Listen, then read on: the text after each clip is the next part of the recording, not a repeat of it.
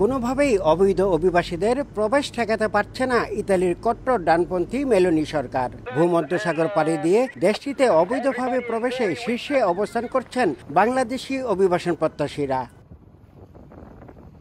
ইতালির স্বরাষ্ট্র মন্ত্রণালয়ের এক পরিসংখ্যান থেকে জানা যায়, গেল বছর ভূমধ্যসাগর পাড়ি দিয়ে ইতালিতে এসেছেন ৭৯,৯২৫ বাংলাদেশি।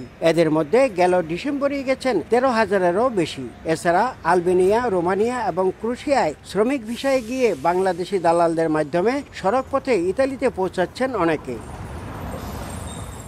অবৈধভাবে প্রবেশের সময় সীমান্তে ধরা পড়ে অনেকে রাজনৈতিক আশ্রয় চাইছেন। তবে ভুল আর মিথ্যা তথ্য দেয় তাদের বেশিরভাগেরই আবেদন বাতিল করছে ইতালি প্রশাসন। অবৈধ পথে ইতালিতে না আসার পরামর্শ দেশটিতে বসবাসরত প্রবাসী বাংলাদেশিদের।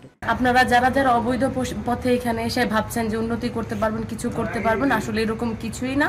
ইতালিতে যারা লাখ লাখ টাকা খরচ করে আসেন, বৈধতা পাওয়ার কোনো সুযোগই এখানে নাই। অতএব আমি মনে করি এটা পরিহার করাই উচিত। আলবানিয়া, রোমানিয়া, ক্রোয়েশিয়া হয়ে অনেক বাংলাদেশি ইতালিতে ঢুকছেন। ওনারা সরকারি আশ্রয় প্রার্থনা করলেও প্রায় ৯৭% আবেদনই খারিজ করে দেওয়া হচ্ছে। আলবেনিয়ার সাথে চুক্তি করে সেখানে অবৈধ অভিবাসীদের জন্য আশ্রয়কেন্দ্র তৈরি করেছে ইতালি সরকার। আন্তর্জাতিক জলসীমা থেকে আটক করা অনেককে আশ্রয়কেন্দ্রে পাঠানো হচ্ছে। গেল কদিনে বেশ কিছু বাংলাদেশি সহ অনেক অবৈধ অভিবাসীকে সেখানে পাঠানো হয়েছে বলে জানা গেছে। ইতালির রোম থেকে হাসান মাহমুদ, সময় সংবাদ।